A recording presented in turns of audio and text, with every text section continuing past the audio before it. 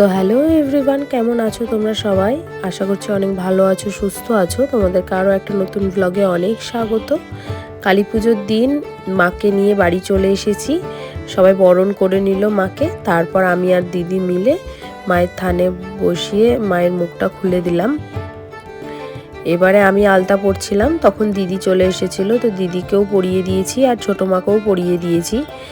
তারপর দেখলাম ঠাকুরের সামনে এখনও আলপনাই দেওয়া হয়নি, তো আমি গিয়ে খুব ছোট্ট করেই একটা আলপনা দিয়ে দিয়েছি।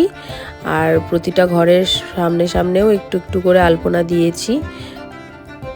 এরপরেই ঠাকুরমশাই চলে এসেছিল আর সব সরঞ্জাম গুছিয়ে দিতে হলো। আমার মা আর বামন দিদি করে দিয়েছে, সব কিছু গুছিয়ে দিয়েছে। ঠাকুরমশাই পুজোতে বসেও পড়েছে। ঠাকুরমশাই পুজো করতে করতেই না আমি তাড়াতাড়ি করে শাড়িটা পরে রেডি হয়ে নিয়েছিলাম। আর আমার মেয়েকে আমার দিদি খাইয়ে দিয়েছিল, সেই কারণে ওর অনেকটাই দেরি হয়ে গিয়েছিল। এখানে সবাই চলেও এসেছে আর ওইদিকে প্রসাদ খাওয়ানোও শুরু হয়ে গিয়েছিল। এখানে আমার বর অনেক কাজ করেছে সেই দিনই। আর এখানে আমার বান্ধবী দেখো অনেকটা মোটা হয়ে গিয়েছে, সেই কারণেও দেখাচ্ছে আমাকে। আমার মেয়েও ঘুম থেকে উঠলো তখনই, তোকে নিয়েও একটু ভিডিওতে এসেছিলাম। তো তারপর সব বন্ধু বান্ধবরা এসেছিলো, ওদের সাথে অনেকক্ষণ গল্প টল্প করে তারপর ওরাও খাওয়া দাওয়া করে বাড়ি চলে গেল।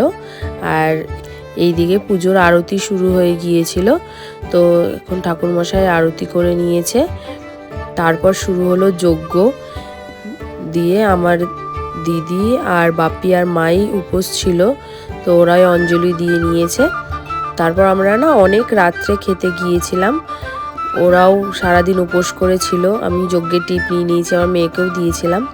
তোমরা যদি কেউ আগের ভিডিওটা না দেখে থাকো তো অবশ্যই গিয়ে দেখে নিও, আমি নিচে লিংক দিয়ে দিব।